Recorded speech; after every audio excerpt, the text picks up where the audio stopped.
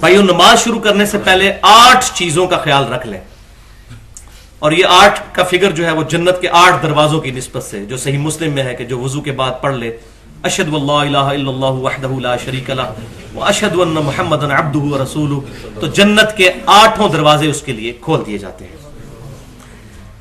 پہلی چیز طہارت ہے، یعنی جسم کا پاک ہونا، کپڑوں کا پاک ہونا، جس جگہ پر آپ نماز پڑھ رہے ہیں اس کا پاک ہونا، اسی طریقے سے وضو غسل کا اہتمام کرنا، اس پہ میں بتا چکا، مسئلہ نمبر 42 ہم ریکارڈ کروا چکے ہیں، 2.25 گھنٹے کی گفتگو، اس ڈیٹیل میں آ جانے کی ضرورت نہیں۔ دوسری چیز صحیح بخاری اور صحیح مسلم کی متفق علیہ حدیث ہے کہ آپ صلی اللہ علیہ وسلم نے فرمایا کہ اعمال کا دار و مدار نیتوں پر ہے، نیت کے بغیر نماز درست نہیں ہے، کوئی بھی عمل درست نہیں، لیکن نیت زبان سے نہیں کرنی ہوتی۔ تو اب صرف کیا نماز کی نیت ہوتی ہے؟ وضو جب ہم کرتے ہیں اس کے لیے بھی نیت ضروری ہے، تو کیا ہم نیت کرتے ہیں، نیت کرتا ہوں عشاء کے نماز کے وضو کی، کسی نے کی ہے کبھی؟ یا نیت کرتا ہوں اس استنجے کی جو میں اب عشاء کی نماز کے لیے کرنے جا رہا ہوں، کبھی نہیں کرتے۔ نماز کے لیے الفاظ کیوں آئے؟ تو یہ علماء نے خود ڈیوائز کیے ہیں، خام خواہ امت کے اندر یہ چیز ایڈ کی۔ نیت دل کے ارادے کا نام ہے، آپ جب گھر سے چل پڑے آپ کی نیت ہو گئی، زبان سے اس کو دہرانا نبی صلی اللہ علیہ وسلم سے نہ صحابی سے نہ کسی تابعی سے ثابت ہے، لہٰذا اس کو یہ بات کہنے میں آر نہیں، اور اس کو برا نہ مانیے گا۔ خود صوفیاء کے ہاں جو بہت بڑے امام مانے جاتے ہیں، مجدد الفسانی جن کو وہ کہتے ہیں، شیخ احمد سندی صاحب، انہوں نے اپنے مکتوبات میں لکھا ہے کہ زبان کے ساتھ نماز کی نیت کرنا بدعت ہے، یہ انہوں نے لکھا ہے۔ تو یہ بات میں ان کی، اگرچہ مجھے ان سے کئی معاملات میں بہت اختلاف ہے، لیکن ان کی اس بات کی میں تائید کرتا ہوں کہ واقعی ہی یہ بدعت ہے، ثابت ہی نہیں ہے۔ تیسری چیز صحیح بخاری اور مسلم کی متفق علیہ حدیث ہے کہ آپ صلی اللہ علیہ وسلم نے حکم فرمایا کہ جب بھی نماز پڑھنے لگو تو قبلہ رخ ہو جاؤ۔ تو ہماری مسجدیں عموماً قبلہ رخ ہوتی ہیں اور گھروں میں بھی ہم اہتمام کرتے ہیں، لیکن سفر کے دوران اپنے پاس قطب نما رکھنا چاہیے، یا جو نارتھ سٹار ہے رات کے وقت قطبی ستارہ، اس کو دیکھنے کا پتہ ہونا چاہیے۔ تو پاکستان میں جو قبلہ ہے وہ مغرب سے جنوب کی طرف 14 ڈگری ہے، ہمارے یہ جہلم سے لے کر اسلام آباد یہ تقریباً بنتا ہے۔ تو اس کا اہتمام کیا جائے، خصوصاً یہ پیٹرول پمپس پہ جو مسجدیں بنی ہوتی ہیں، مجھے بھی کئی جگہ اتفاق ہوا ان کا قبلہ بالکل غلط بنا ہوتا ہے۔ تو مسجدیں عموماً جو ہیں وہ ٹھیک ہوتی ہیں، ہمارے اسلام آباد کے اندر تو میں نے دیکھا ہے کہ بہت اہتمام کرتے ہیں، کئی مسجدیں جو ہیں وہ توڑوا کے انہوں نے ان کے قبلے صحیح کروائے ہیں آ کے گورنمنٹ کی طرف سے، لیکن باقی ہمارے اس جہلم شہر میں یا چھوٹے شہروں میں اس کا اہتمام نہیں ہوتا اس طرح۔ چوتھی حدیث صحیح بخاری اور صحیح مسلم کی متفق علیہ حدیث یہ بھی کہ آپ صلی اللہ علیہ وسلم سے پوچھا گیا کہ یہ بتائیے جو نماز میں ادھر ادھر دیکھتے ہیں لوگ، ان کے بارے میں آپ کیا فرماتے ہیں؟ تو آپ صلی اللہ علیہ وسلم نے فرمایا یہ شیطان کا اچکنا ہے نماز میں سے، نماز میں ادھر ادھر ایسے دیکھنا۔ پانچویں چیز صحیح مسلم میں حدیث ہے کہ آپ صلی اللہ علیہ وسلم نے فرمایا کہ جو شخص نماز میں یا دعا کرتے وقت آسمان کی طرف نظریں اٹھاتا ہے اس کو ڈر جانا چاہیے کہ اس کی نگاہیں اچک نہ لی جائیں۔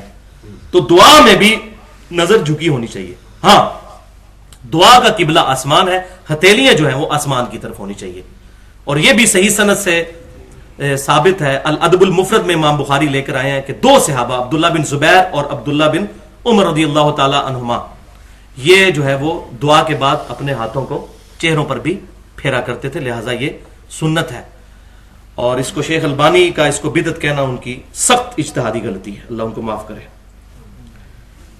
چھٹی چیز سنن نبی داؤد اور مسند امام احمد میں ہے کہ آپ صلی اللہ علیہ وسلم نے فرمایا کہ جس کا کپڑا ٹخنوں سے نیچے لٹک رہا ہو اللہ تعالیٰ اس کی نماز قبول نہیں کرتا۔ تو نماز کے پروٹوکول میں تو لازمی ٹخنے ننگے کرنے چاہیے، لٹک نہ رہا ہو۔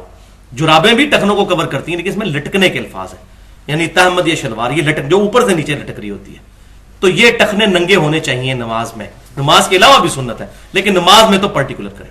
اچھا، یہ جو میں نے مسلم شریف کی حدیث بیان کی تھی کہ آسمان کی طرف نظر اٹھانے سے آپ صلی اللہ علیہ وسلم نے نماز میں منع فرمایا، تو اس میں ہی یہ بات امپلائیڈ ہے کہ نماز کے دوران اگر کوئی بندہ کنسنٹریشن کے لیے آنکھیں بند کر کے نماز پڑھتا ہے تو یہ بھی جائز ہوگا، کیونکہ اس کی ممانعت آپ صلی اللہ علیہ وسلم نے کوئی نہیں فرمائی، جس چیز کو منع کرنا تھا اس کو منع فرما دیا۔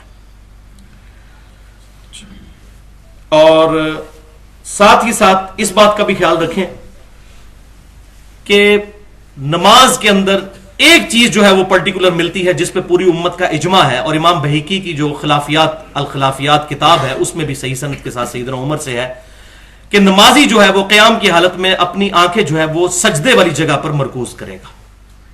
تو یہ حدیث نہ بھی ہو تب بھی امت کا عملی تواتر اور اجماع بہت بڑی دلیل ہے. خبر واحد سے بڑی دلیل امام شافعی نے فرمایا کہ اگر ایک حدیث ایک سند سے آ رہی ہو اس سے بڑی جو مضبوط چیز ہے وہ امت کا اجماع ہے، اجماع کو لیا جائے گا.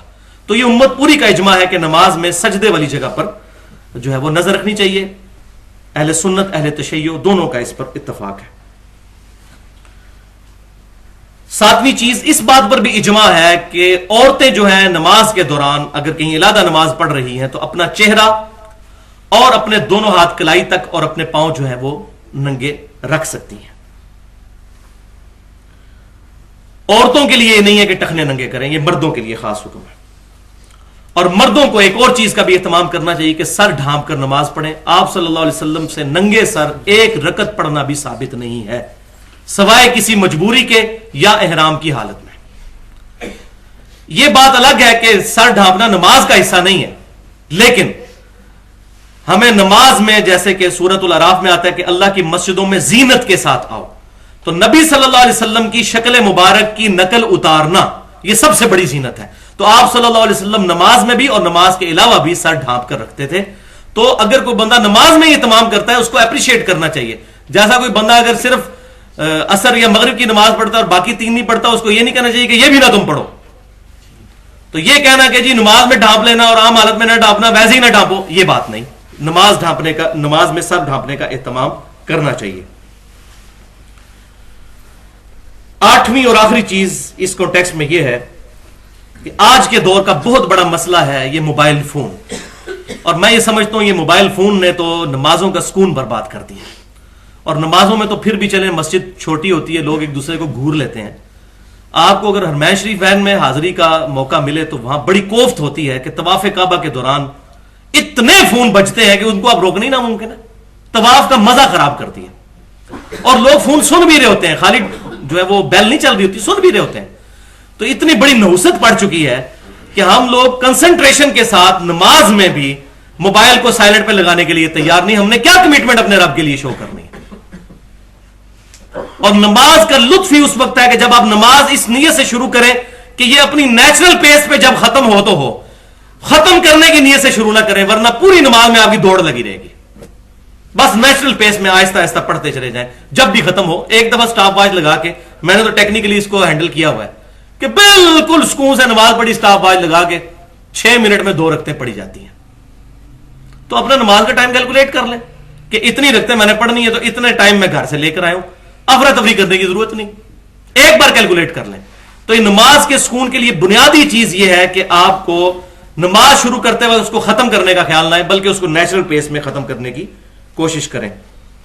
اور آپ صلی اللہ علیہ وسلم کی حدیث بھی مسند امام احمد کی یاد رکھیے کہ آپ صلی اللہ علیہ وسلم نے فرمایا، اور یہ امام حاکم نے بھی نقل کی ہے، کہ سب سے برا چور وہ ہے جو نماز کا چور ہے. پوچھا کہ یا رسول اللہ صلی اللہ علیہ وسلم یہ نماز کا چور کون ہے؟ فرمایا جو اپنے رکوع اور سجدے صحیح طریقے سے ادا نہیں کرتا، نماز میں چوری کرتا ہے وہ. تو آپ دیکھ لیں رکوع بھی مختصر اور اس کے بعد قوما بھی مختصر اور سجدے بھی فوراً اور جلسے میں بھی نہیں بیٹھنا اور فوراً دوسرے سجدے میں جانا، یہ عموماً نماز. اور بخاری اور مسلم کی متفق علیہ حدیث ہے، ایک صحابی بڑی تیزی سے نماز پڑھی، آپ صلی اللہ علیہ وسلم کے پاس آئے، آپ صلی اللہ علیہ وآلہ وسلم نے کو آ کر سلام کیا، آپ صلی اللہ علیہ وسلم نے وعلیکم السلام کہا اور کہا کہ دوبارہ نماز پڑھو. تم نے نماز نہیں پڑھی، نماز نہیں پڑھی. حالانکہ نماز پڑھ کے آیا تھا. اس نے دوبارہ پڑھی، پھر سلام کیا، آپ نے جواب دیا، فرمایا پھر جا کے نماز پڑھو، تم نے نماز نہیں پڑھی. 3 دفعہ اسی طریقے سے ہوا. اب راوی کہتے ہیں مجھے یاد نہیں، تیسری یا چوتھی مرتبہ آپ صلی اللہ علیہ وسلم سے اس نے ریکویسٹ کی، یا رسول اللہ صلی اللہ علیہ وسلم مجھے نماز کا طریقہ پھر سکھا دیجئے.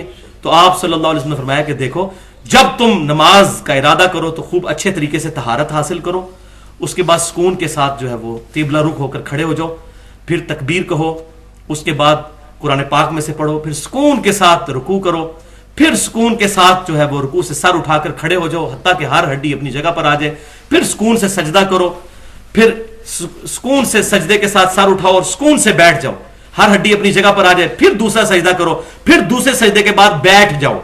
یہ جو دوسرے سجدے کے بعد بیٹھ جاؤ الفاظ ہیں یہ صحیح بخاری کے اندر الحمدللہ موجود ہیں انٹرنیشنل نمبر کے مطابق 6251. دوسرے سجدے کے بعد بھی بیٹھ جاؤ اور پھر دوسری رکعت کے لیے کھڑے ہو.